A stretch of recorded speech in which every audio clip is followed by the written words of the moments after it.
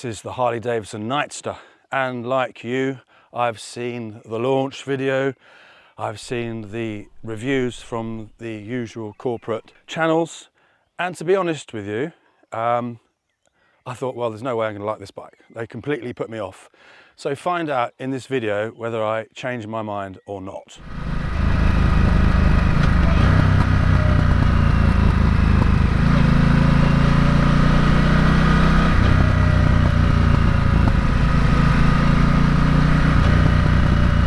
I'd like to thank our sponsor for this video, BikeSure Motorcycle Insurance.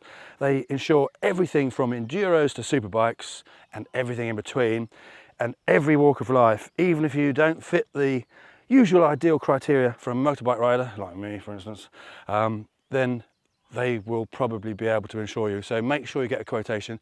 I always go onto the comparison sites and BikeSure normally come up.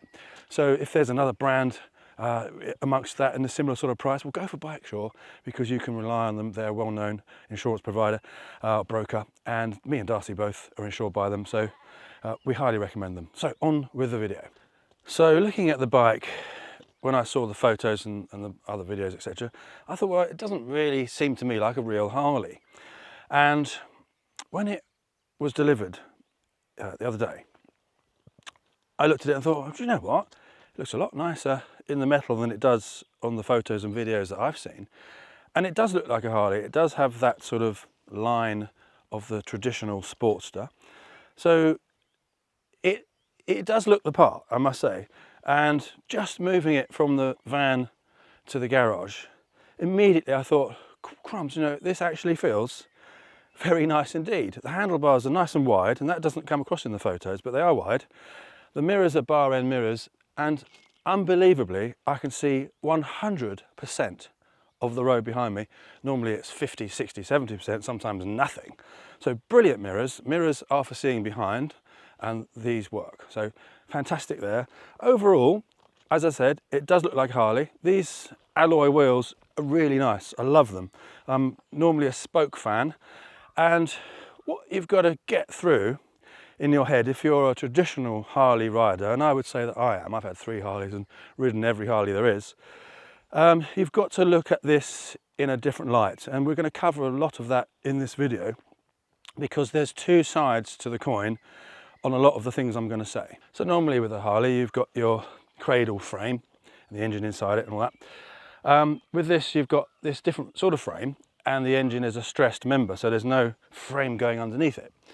You've got the V-twin, which is very unlike a traditional Harley V-twin. We'll come into more detail about that. The things that are conventional, you've got conventional forks, which are great.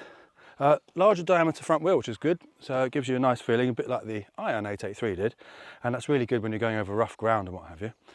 You've got a big fat exhaust pipe, which has to comply with all the Euro 5 emissions regs and all that stuff.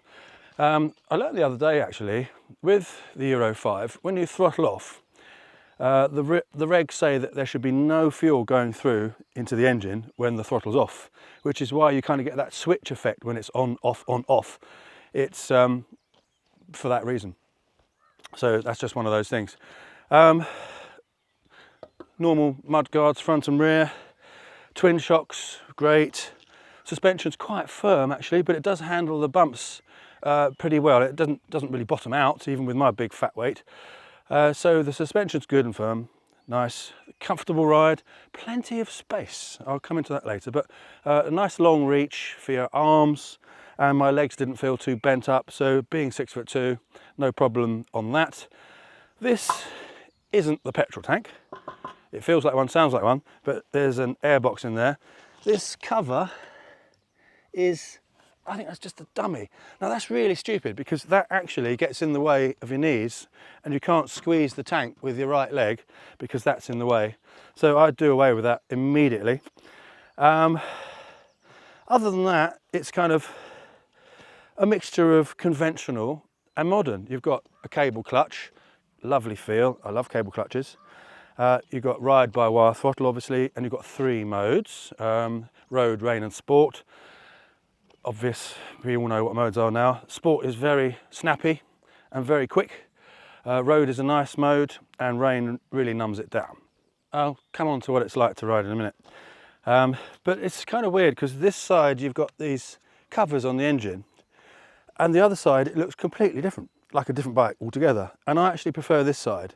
It's more honest.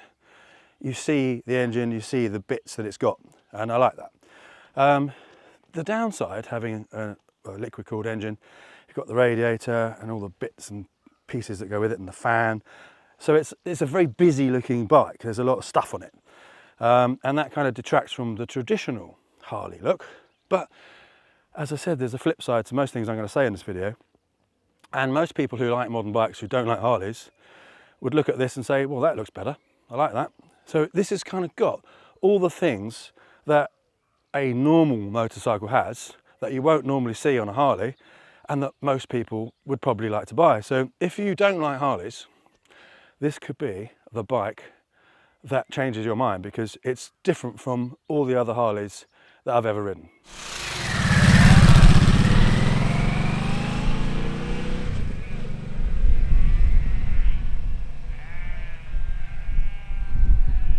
On the handlebars, it's different from what you'd expect on a normal Harley. You've got this little switch here, the on-off switch, and the on button on top, which I like actually, it really is good. The mode button is there. I always think it's better on the left because it's really hard to move it when you're dealing with a throttle as well. Traction control on and off button hazards there. This side, obviously the lights, your flasher, horn, and a little button to scroll through the different things you can look at on your screen there.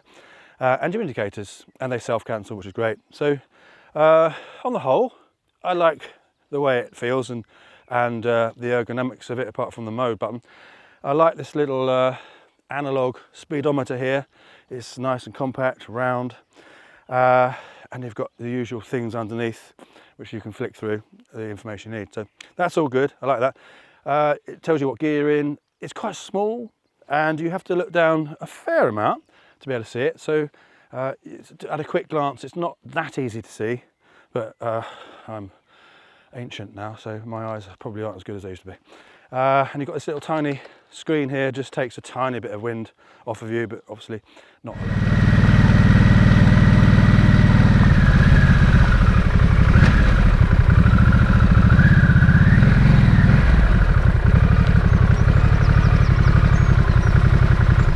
Like I said, that's not the fuel tank anymore. You put your key in here and flip the seat up and it's under there.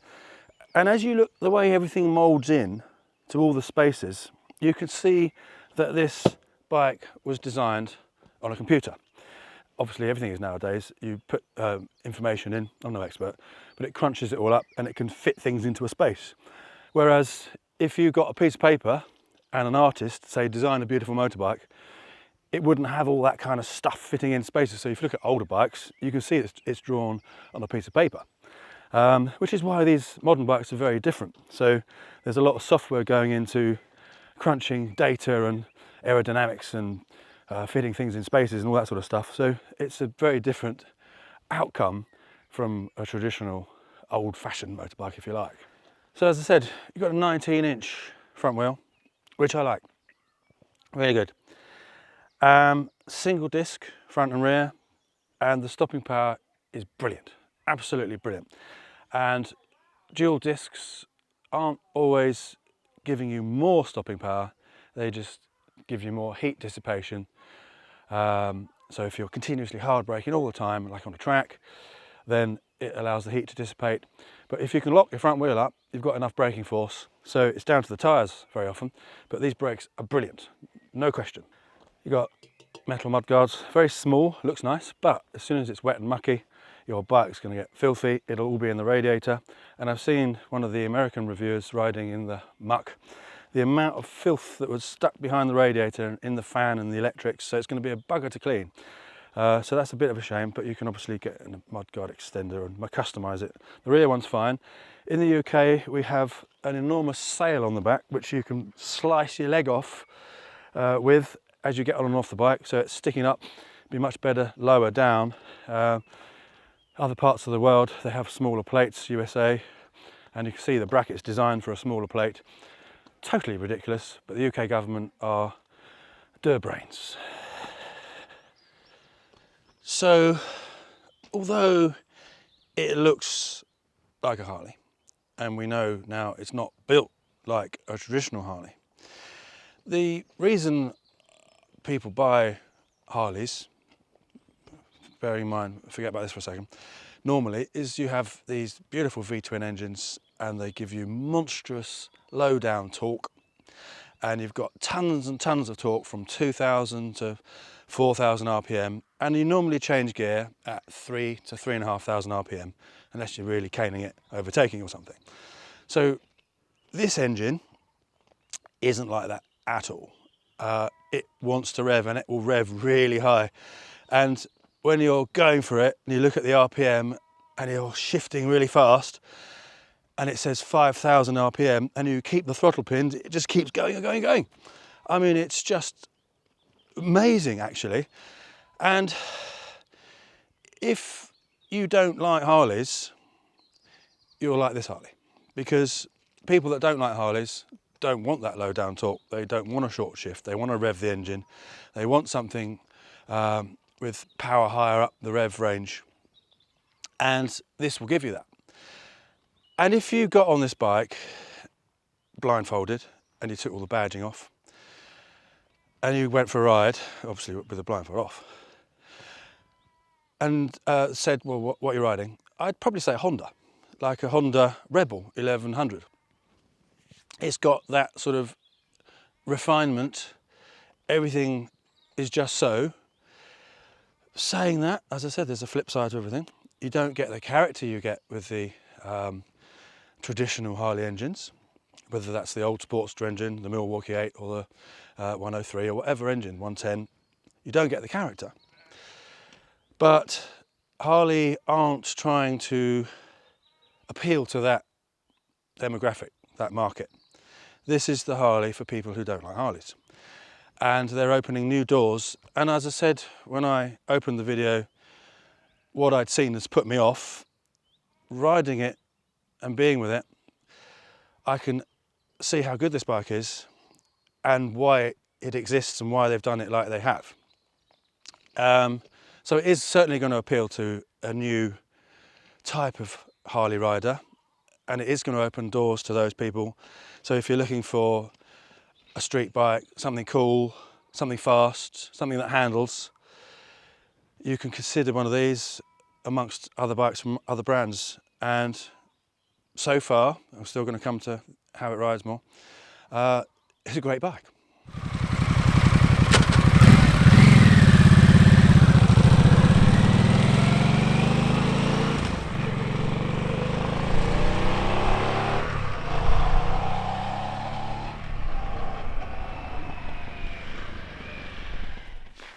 You won't believe this.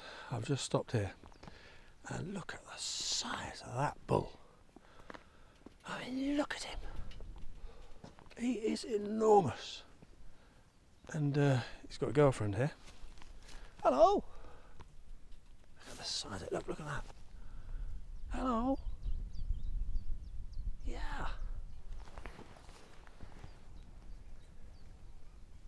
Now, if you want an analogy, the traditional Harley Davidsons are more like, oh god, I'm going to kill myself getting down there, more like that bull, whereas this Nightster doesn't have that deep, low down, monstrous torque like the bull. It's more of a racehorse or something like that, I'd say. It revs a lot more, and it's completely different. So, yeah, that's the best analogy I can think of. So, the old Harley's a bull. This is a racehorse.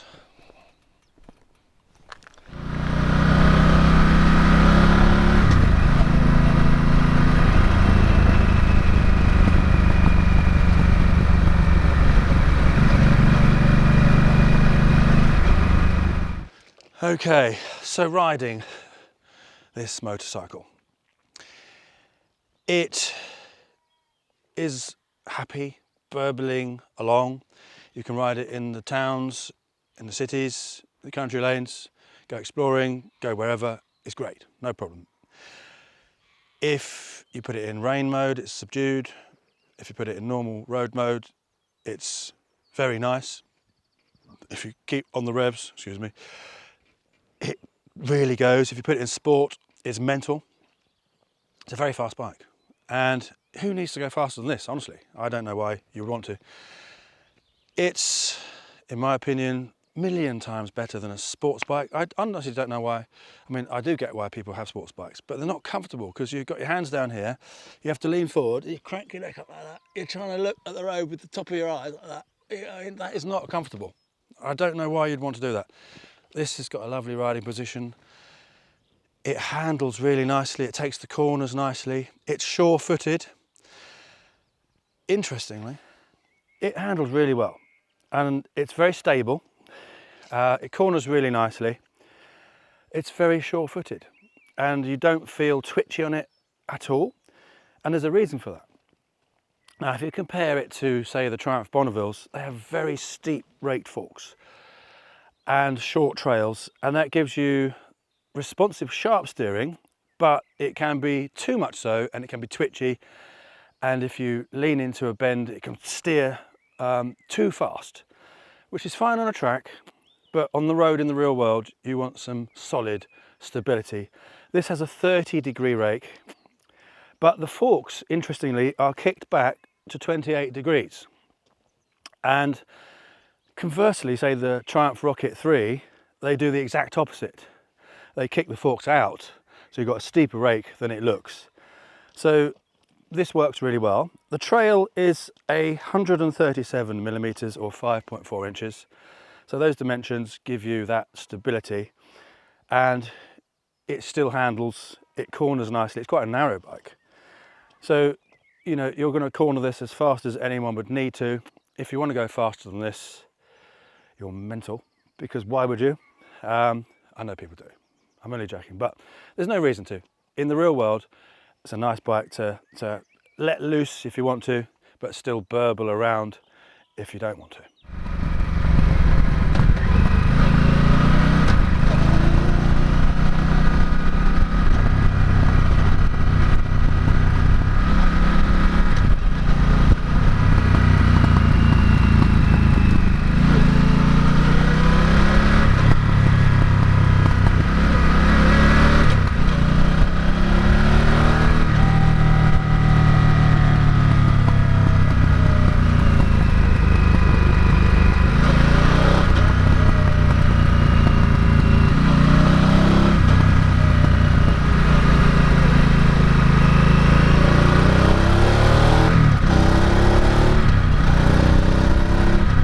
So this engine, 3 modes, like I said, it really wants to rev, and unlike the other Harley engines, you can rev it right out, way up high, and it keeps going. It keeps pulling all the way through.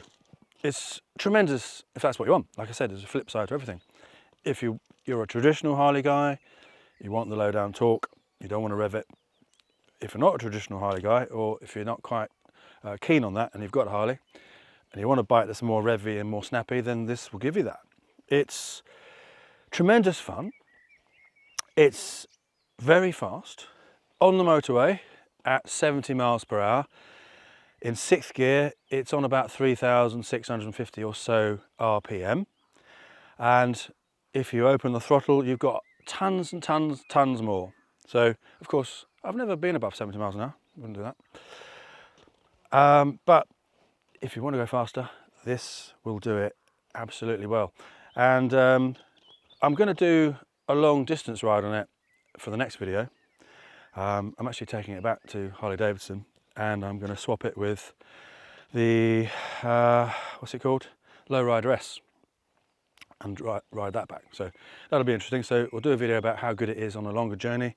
But I have ridden it everywhere. We don't always film everything because motorways and dual carriageways don't make very good footage, so we don't film that very often. So I haven't filmed that, but I have ridden it everywhere. I've ridden it in the town and the countryside and everywhere in between. So I've given it a really good test ride, so I can tell you about what it's like in different situations.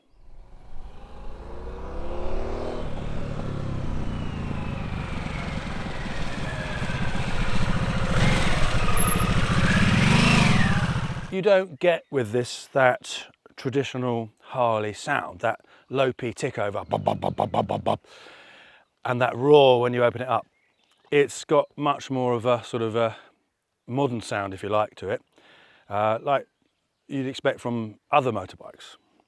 So, as I said, there's a flip side to everything. Some people think, ah, I want that sound. Some people think, brilliant, hate that sound. So you've got this. So as I said, this is the Harley for people that don't like Harleys. And it sounds fine. Obviously, with a different pipe on it, it can sound amazing. But it still won't sound like a traditional older Harley or the current Milwaukee 8 Harleys. It's not going to sound like that at all. But it's a different sound and it still sounds nice. Now, steering lock to lock isn't really very much at all. I like a lot of bikes actually. On the other Harleys, the Softails, you get quite a lot of steering lock. So on that, you don't. But that's the same on lots of bikes these days.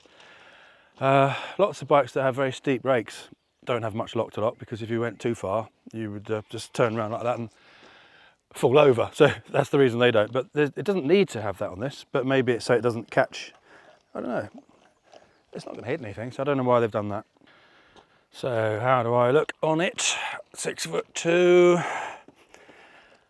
Pretty good, I'd say. It's a nice riding position. My arms are straight, plenty of reach. My legs aren't bent like that, which is horrible, so that's nice. As I said, that gets in the way. You can't squeeze the tank when you're going for it, and when you are going for it, this seat back doesn't hold you on much, so it's got enough acceleration to make you think, ooh, if I'm not careful, I'm going to go shooting off the back. So it's fast. This thing sticks out when you're manoeuvring it, getting out of someone's way. I've kicked it a few times because it's so fat, but it has to be fat to cover all the regs. And that's just one of those things these days, isn't it? But I'd say if you're shorter than me, you're going to be fine because it's got a low seat height. If the reach is too long, you can change the bars. So there's loads of things you can do. It's a Harley. They're all customizable. There's tons of parts for them and accessories. So it will tick all those boxes.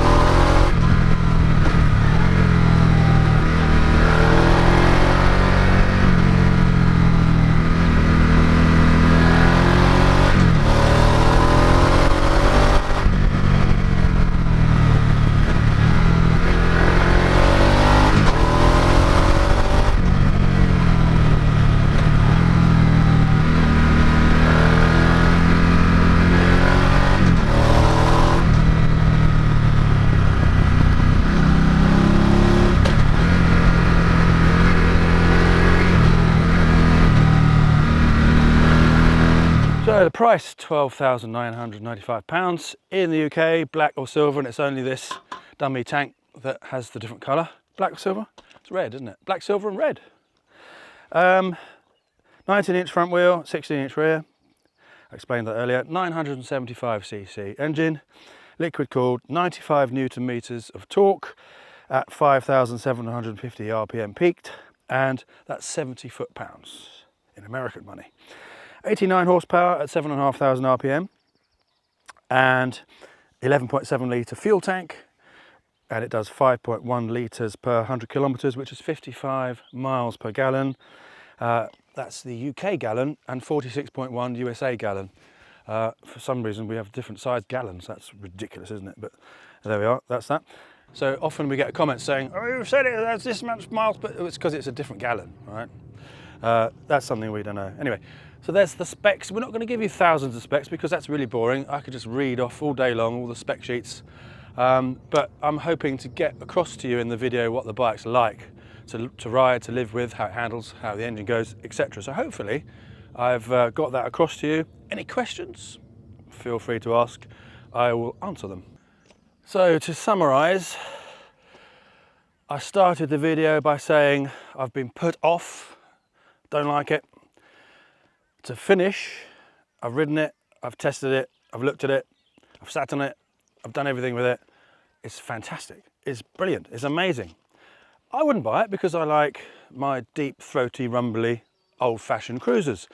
But, you know, my reviews aren't about what I want to buy. I'm just reviewing the bike for what it is and whether you want to buy it. You can make the decision.